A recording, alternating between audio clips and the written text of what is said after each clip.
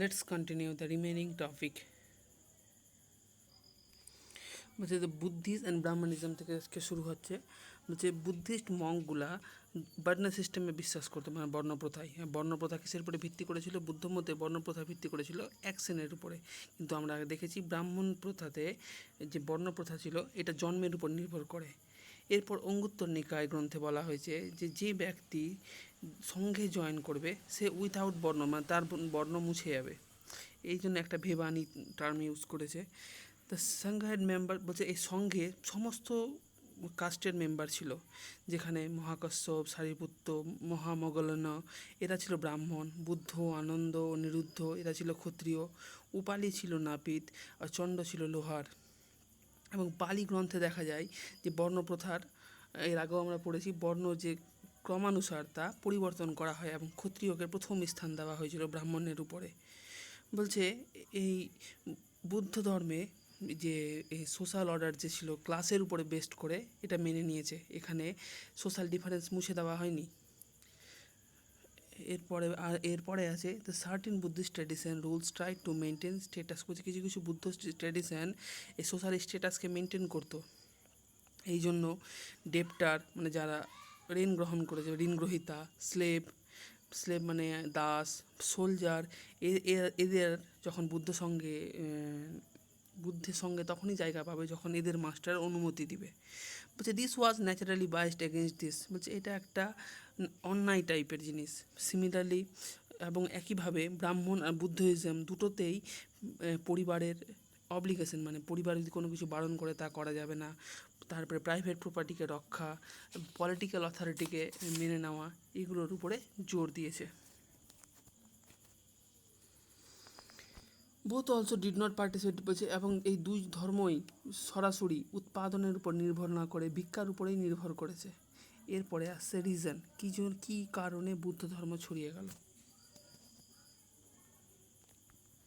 বলছে বুদ্ধ ধর্ম মগধে ধীরে ধীরে পপুলার, জনপ্রিয় হলো। এরপরে Ashoka Central Asia, West Asia, Sri Lanka এইভাবে এইসব দেশে ছড়িয়ে ওয়ার্ল্ড রিলিজিয়নে পরিণত করলো।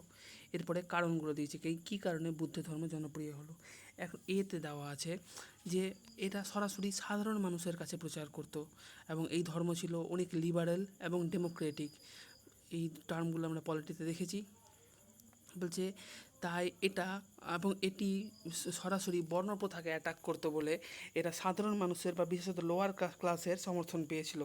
এবং এটা এখানে সমস্ত কাস্টের বিশেষত মহিলাদের জায়গা করে নিয়েছিল। যে মহিলাদের ব্রাহ্মণ প্রথায় বেদ পড়তে দিত না, পৈতা পড়তে দিত না, তাদেরও এখানে জায়গা ছিল। এছাড়া বুদ্ধ ধর্ম প্রচার করেছিল কোথায়? মগধে, কারণ মগধে সেই সময় ব্রাহ্মণিজম ছড়ায়নি।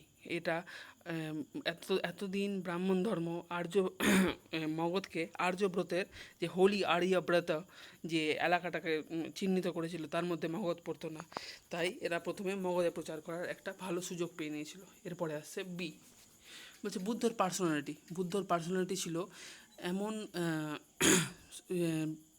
কি বলবো, বুদ্ধের পার্সোনালিটি এত সুন্দর ছিল এবং তার বুদ্ধিমত্তা, প্রেজেন্স অফ মাইন্ড এবং তার শান্ত বিনম্র চিত্ত মানুষকে মুগ্ধ করেছিল। এরপরে আছে যে যেখানে ব্রাহ্মণ ধর্ম সংস্কৃতের প্রচার করতো, সাধারণ মানুষেরা তা বুঝতে পারতো না, সেখানে বুদ্ধ প্রচার করতো পালি ভাষায়, যেটা সাধারণ মানুষের ভাষা ছিল। তারপরে আছে যে রাজাদের সমর্থন পেয়েছিল। কোন কোন রাজা পেয়েছিল? মগধ, কৌশম্বী এইসব দেশের রাজারা বুদ্ধ ধর্ম প্রচারে বিশেষ সাহায্য করেছিল। এরপরে কি আছে? এরপরে আরেকটা কারণ হলো, বলছে সেই ষোড়শ শতাব্দী 600 বিসিতে যে এর আগেও আমরা পড়েছি যে ধন আহরণ, সম্পদ আহরণের ফলে সমাজে যে এভিল, মানে সমাজে যে ক্ষতিকর বস্তুগুলোর প্রবেশ ঘটেছিল তা দূর করতে ইনোভেটিভ, মানে একটা সলিউশন দিতে বুদ্ধ ধর্ম এবেল ছিল। এরপরে আসছে রিজন ফর ডিক্লাইন, কী কারণে বুদ্ধ ধর্ম ধ্বংস হয়ে গেল, বিশেষত ভারতে তো আর নেই। বলছে আর্লি 12 সেঞ্চুরিতে যেখানে বুদ্ধ ধর্মের জন্ম হয়েছিল, মানে ভারতে, সেখান থেকেই বুদ্ধ ধর্ম মুছে গেল। এর কারণ নম্বর কারণে দেওয়া হয়েছে যে বুদ্ধ ধর্ম আগে যে সমস্ত অন্যায়ের বিরুদ্ধে, যে সমস্ত ডগমার বিরুদ্ধে প্রতিবাদ করেছিল সেই সমস্ত আস্তে আস্তে বুদ্ধ ধর্মেই ভরে গেছিল এবং ব্রাহ্মণ ধর্ম এর সমালোচনায় এসে তার নিজেকে অনেকটা শুধরে নিয়েছিল। এছাড়া বুদ্ধিস্ট মঙ্ক পালি ভাষা ছেড়ে দিল, যেটা সাধারণ মানুষের ভাষা ছিল, এবং সংস্কৃত নিল, যেটা আমরা আগে ব্রাহ্মণ ধর্ম দেখেছিলাম, তা যে দোষগুলা তা বুদ্ধ ধর্মে চলে আসলো। বলছে বি নম্বরে দেখো, এরা মূর্তি পূজা শুরু করলো। এই মূর্তি পূজার ফলে কি হলো, যে অ্যাসেটিক জীবনযাপন ছিল, যে ঋষির মতো জীবনযাপন বুদ্ধ বলেছিল, তাতে কারাপশন ভরে উঠলো। এবং বুদ্ধিস্ট এরা বুদ্ধের অরিজিনাল কনভেন্সি ভুলে গেল, না বুদ্ধের অরিজিনাল পথ মতাদর্শ ভুলে গিয়ে বুদ্ধিস্ট মঙ্কের ক্ষয় হতে শুরু করলো এবং তাদের বক্তৃতা বুদ্ধের প্রধান কথা থেকে সরে আসলো। এরপরে দেখো, ব্রাহ্মণ রুলার বলছে, ব্রাহ্মণ রাজা পুষ্যমিত্র শুঙ্গ, মিহির কুল, তারপরে শশাঙ্ক, এরা বুদ্ধ ধর্মের উপরে প্রচুর পরিমাণে আক্রমণ করলো এবং এই যে ডোনেশন যে ছিল মনাস্ট্রিগুলোতে, এইভাবে যে মনাস্ট্রিগুলোতে যে টাকা পাঠাতো তা ধীরে ধীরে কমে গেল। এইভাবে রিচ মনাস্ট্রিগুলা এবং রিচ মনাস্ট্রি মানে যে মনাস্ট্রিগুলা প্রচুর ধনবান, সেগুলা তুর্কিশ এবং বহিঃশত্রুদের আক্রমণের কেন্দ্রবিন্দু হয়ে উঠল। এবারে এখানে কিছু কি টার্ম দেওয়া আছে, কি টার্মগুলা কী সম্বন্ধে তা শুনো। চৈত্য কি? চৈত্য হলো প্রেয়ার হল, যেখানে প্রার্থনা করে। বিহার মানে হলো মনাস্ট্রি। এরপরে কি আছে, প্রভারাজ্য মানে হলো যে কোনো ব্যক্তি বা কোনো বালক শিষ্যত্ব গ্রহণের পূর্বে যে গৃহত্যাগের যে অনুষ্ঠান, মানে ঘর ছাড়বে শিষ্য হওয়ার জন্য তার যে অনুষ্ঠান। এবার কি আছে, উপাসম্পদা মানে যখন সে পূর্ণ সদস্য হয়ে উঠল। এবার কি আছে, উপসাথা হলো মানে অমাবস্যা বা পূর্ণিমার দিনে যে অনুষ্ঠান হয়। এরপরে কি আছে, পরাজিকা হলো সেই অপরাধ যেই অপরাধের জন্য তাকে বহিষ্কার করা হবে। এরপরে কি আছে, পাবর্ণা হলো একটা বুদ্ধিস্ট লেন্ট, মানে আশ্বিন মাসের ফুল চাঁদের দিন মানে পূর্ণিমার সময় এইটা অনুষ্ঠান হয়। এই অনুষ্ঠানে এটা কোন সময় হয়, mark the end of rainy season, যখন বর্ষাকাল শেষ হয়, এই সময় সমস্ত বুদ্ধিস্ট লোককে বিফোর দ্য কমিউনিটি অফ মংসের সামনে মানে সংঘের কাছে আসতে হয় এবং এই রেইনি সিজনে মানে বর্ষাকালে তারা কি অপরাধ করেছে তা স্বীকার করতে হয়। এরপরে কি আছে, উপাসক মানে আমরা জানি দুরকম বৌদ্ধ শিষ্য হয়, একটা উপাসক একটা ভিক্ষু হলো গৃহত্যাগ করে দেবে, উপাসক যারা ঘরে থেকেই মানবে ত্রিরত্ন, উপাসিকা মহিলা ফর্ম। এবার কি আছে, বোধিসত্ত্ব হলো সেই এমন একটা ব্যক্তি যে বোধি বা জ্ঞান অর্জন করেছে কিন্তু পৃথিবীতে থেকে গেছে, কারণ সে অন্য মানুষকে জ্ঞান অর্জনে সাহায্য করতে চায়। এরপরে কি আছে, ভিক্ষু সংঘ, আমরা জানি যারা বুদ্ধ ধর্ম গ্রহণ করে সংসার ত্যাগ করে ঘুরে বেড়াবে তারাই ভিক্ষু, আর পরেরটা ভিক্ষুণী মহিলা ফর্ম। এরপরে আসছে থেরাগাথা হলো যে মঙ্কগুলা বয়স্ক ম্যাচিওর, তারা হলো থেরিগাথা মহিলা। তারপরে শ্রমণ কারা, বলছে শ্রমণ হলো ওরা যারা নিরন্তর সত্য অর্জনের চেষ্টা চালিয়ে যাচ্ছে। এরপরে পরিব্রাজক হলো যারা ঘুরে বেড়ায় ঘুরে। আর সাকরা হলো ইন্দ্র দেবতা। এরপরে খুব ইম্পর্টেন্ট প্রশ্ন, এখানে ঠিকঠাক আসেনি স্পেশালিটিগুলো, আমি বলে দেবো। ফার্স্ট বলছে বুদ্ধিস্ট কাউন্সিল হয়েছিল, বুদ্ধিস্ট কাউন্সিল 4টা হয়েছিল। প্রথম কততে হয়েছিল, 483 BC-তে রাজগৃহের সপ্তকর্ণী গুহায় রাজা ছিল অজাতশত্রু, আর এই সময় সভাপতি ছিল মহাকাশ্যপ। বলছে এটা বুদ্ধের মৃত্যুর প্রায় সঙ্গেই হয়েছিল এবং এখানে বুদ্ধের শিক্ষাকে 3 ভাগে ভাগ করা হয় বা 3টা বাস্কেটে, এখান থেকে 3টা বাস্কেটকেই ত্রিপিটক বলা হয়। বিনয় পিটক কে লিখেছিল, বিনয় পিটক ছিল রুলের বই মানে নিয়মের বই, লিখেছিল উপালি। সুত্ত পিটক ছিল বুদ্ধের সারমান্স, লিখেছিল আনন্দ। এখানে কিন্তু 2টা পিটক লেখা হয়, অভিধর্ম পিটক 3rd কাউন্সিলে লেখা হয়। এবার চলে আসো বলছে সেকেন্ড কাউন্সিলে কী হয়েছে, 383 BC-তে হয়েছে। দেখো 83 দুটোতেই আছে, এটা 483, এটা 383। এটা বৈশালীতে হয়েছিল, কালাশোকে অ্যান্ড সাবাকামি ছিল প্রেসিডেন্ট। এখানে কি হয়েছিল বলছে, এখানে একটা ডিবেট হয়েছিল যে বুদ্ধের কীভাবে মানে প্রথা প্র্যাকটিসটা কী হচ্ছে এর উপরে ডিবেট হয়েছিল, এবং এটাকে দুভাগে ডিভিশন হয়ে গেছিলো, ভাগ হয়ে গেছিলো। একটা হলো স্থবিরবাদ আর একটা মহাসঙ্গিকা। বলছে স্থবিরবাদ কারা, বলছে যারা প্রাচীন বা এল্ডার প্রথা অনুসারে অরিজিনাল প্রথা মেনে নিল, মানে বুদ্ধ যা বলেছিল, মানে বুদ্ধ যা বলেছে তা অরিজিনাল স্পিরিট মেনে নিয়েছিল, যা আগেই ছিল তাই, তারা হলো থেরবাদ। থেরা ইন পালি, থেরা শব্দটা পালির।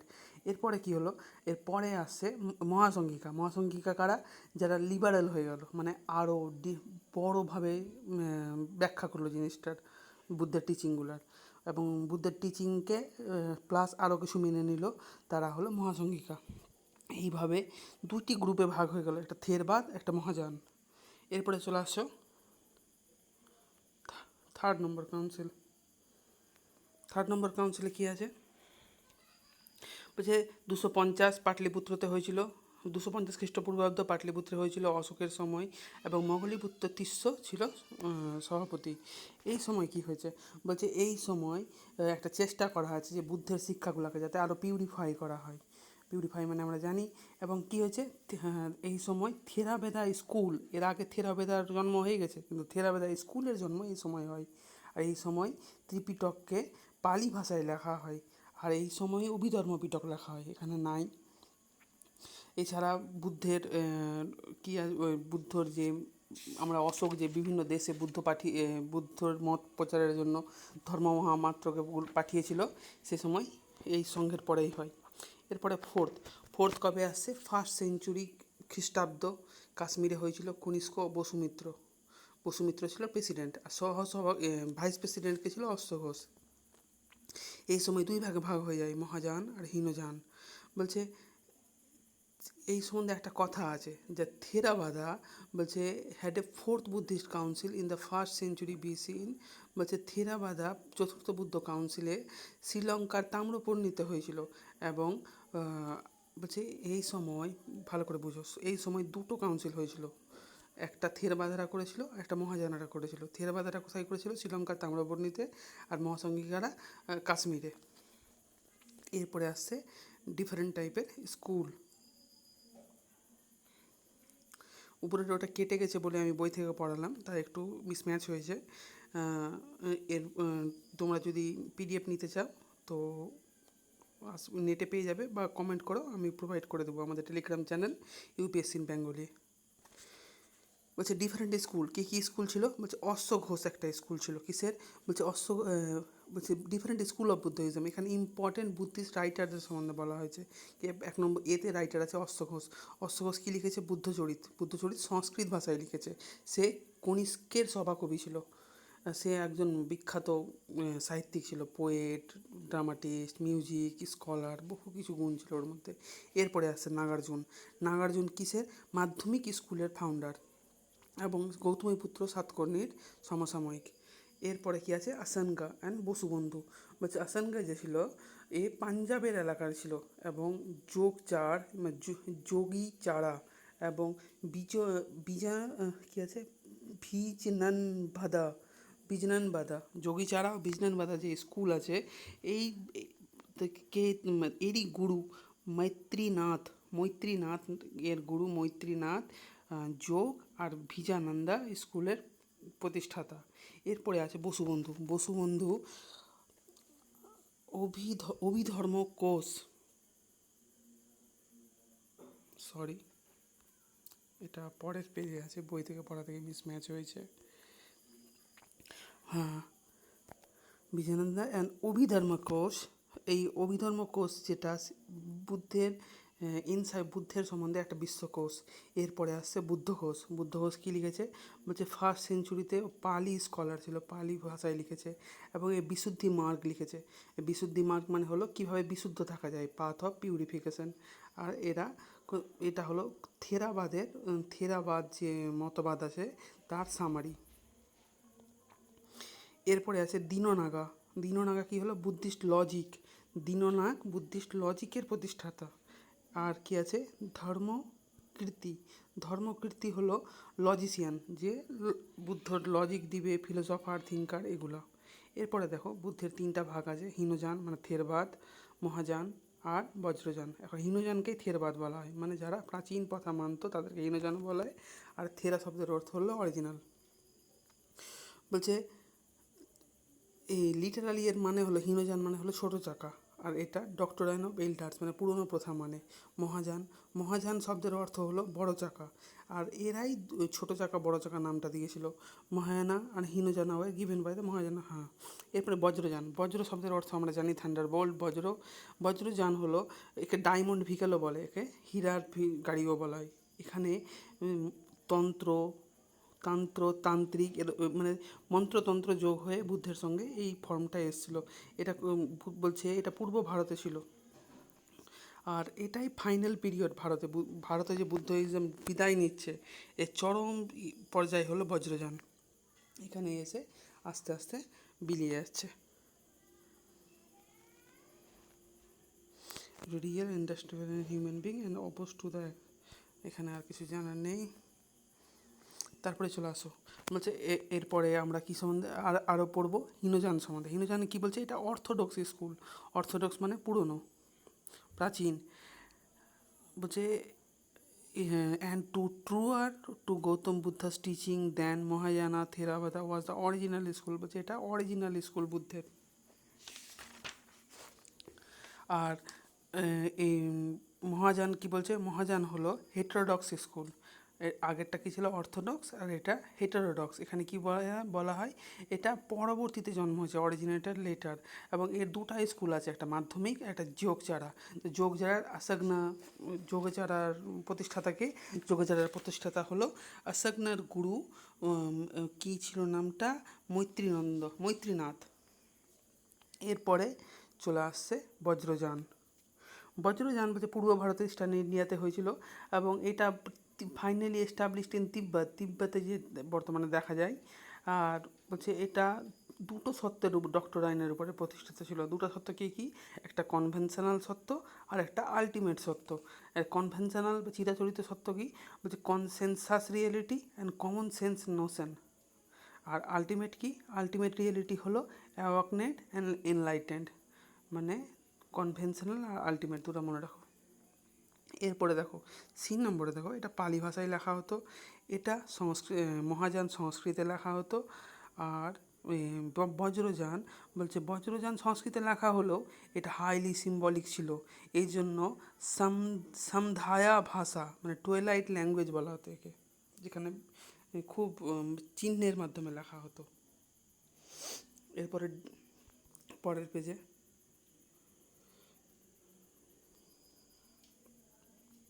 নম্বর বলছে এখানে বুদ্ধকে একটা হিউম্যান বিং, একটা মানুষ হিসাবে কল্পনা করা হয়েছে, তাই এর মূর্তি পূজা করা হয়নি। এবং এখানে যে স্যালভেশন মানে ওই যে জ্ঞান বা ওই যেখানে যেতে চাই, যে অর্জন করতে যাই স্যালভেশনটা, এটা সেলফ ডিসিপ্লিন আর মেডিটেশনের মাধ্যমে করা যায়। এবং এদের আলটিমেট এইম হলো নির্বাণ লাভ করা। কিন্তু মহাযানে কি বলেছে, মহাযানে বুদ্ধকে ভগবান হিসেবে কল্পনা করেছে, এর মূর্তি পূজা হয়েছে। এবং এছাড়াও বুদ্ধ ছাড়া বোধিসত্ত্বেরও পূজা করতো। বোধিসত্ত্বকে আমরা জানি। আর এদের ultimate Mahayana believes in universal liberation from suffering for all beings. বলছে সমস্ত কিছুরই কষ্ট থেকে যাতে ইউনিভার্সাল মুক্তি হয়, তার উপরে জোর দিত। তাই আলটিমেট এইম ছিল স্পিরিচুয়াল মানে আধ্যাত্মিক উন্নয়ন। আর এরা মন্ত্রতন্ত্র বিশ্বাসী করতো। এরপরে আছে বজ্রযান। বলছে বজ্রযান কি, বলছে বজ্রযান হলো বলছে it is an esoteric extension of Buddhist thought and practice itself as a quicker more effective path to enlightenment. It's followers believed in salvation can be. বলছে এর বিশ্বাস করতো যে স্যালভেশন পাওয়া যায় ম্যাজিক্যাল পাওয়ার দ্বারা। আর এই যে ম্যাজিক্যাল পাওয়ারকেই বজ্র বলা হতো, মানে ম্যাজিকে বিশ্বাস করতো। এরকম পড়েছি, তন্ত্রমন্ত্রে বিশ্বাস করতো। আর এখানে বোধিসত্ত্বকেও বিশ্বাস করতো। এছাড়া এখানে একটা অগ্নি মূর্তি বা অগ্নি দেবতাকে পূজা করা হতো, এবং যাকে তারা বলা হতো। এছাড়া বিভিন্ন জ্যামিতিক আকৃতি যে মণ্ডল আর বিভিন্ন জ্যামিতিক আকৃতিকে মণ্ডলাস বলা হতো, এবং কিছু মন্ত্রফন্ত্র ছিল এদের। এছাড়া অ্যারে অফ আদার রিচুয়ালও বিশ্বাস করতো। এদের প্রচুর জোর ছিল গুরুর উপরে। এইটা কোথায় দেখা যায়, এটা দেখা যায় তিব্বতে। এই গুরুকে লামা বলা হয়, যার মধ্যে দলাই লামা হলো ফেমাস। এরপরে চলে আসছে ইতে। বলছে ইতে কী আছে, বলছে ইতে হীনযান কোথায় দেখা যায়, হীনযান দেখা যায় শ্রীলঙ্কাতে, মায়ানমার মানে দক্ষিণ পূর্ব এশিয়ায়, যেখানে অশোক ধর্ম প্রচার করেছিল। অশোক হীনযান ধর্ম প্রচার করে। দক্ষিণ পূর্ব এশিয়ায় যেসব দেশ পড়ছে সেখানে হীনযান। মহাযান কোথায়, মহাযান হলো জাপান, চায়না, যেখানে এইটা কনিষ্ক প্রচার করে, হর্ষবর্ধনও প্রচার করে। এরপরে বজ্রযান কোথায়, বজ্রযান বিশেষত বাংলারই ধর্ম, মানে বাংলায় বৌদ্ধ প্লাস তান্ত্রিক মিলিয়ে এই বজ্রযান সৃষ্টি হয়েছে। এটা কোথায় দেখা যায়, তো বাংলার আশেপাশে কী কী আছে, পশ্চিমবঙ্গের পাশে নেপাল আছে, ভুটান আছে, তিব্বত আছে, এছাড়া একটা মনে রাখতে হবে যেটা হলো মঙ্গোলিয়া। ঠিক আছে, আজকের লেসেন আমরা শেষ হয়ে গেল। পরবর্তী লেসেনে আমরা বর্ধমান মহাবীর অ্যান্ড জৈনিজম পড়ব। তোমরা যদি এই ভিডিও ভালো লেগে থাকে তবে অবশ্যই দেখবে। এছাড়াও লক্ষ্মীকান্তের সিরিজ এবং এর পার্ট 1, এছাড়া এনসিইআরটি জিওগ্রাফি, আমরা বিভিন্ন বেস্ট বুক সিরিজ নিয়ে আসছি। তোমরা যদি ভালো লেগে থাকে তবে অবশ্যই দেখতে পারো বা পরের জন্য সেভ করে রাখতে পারো।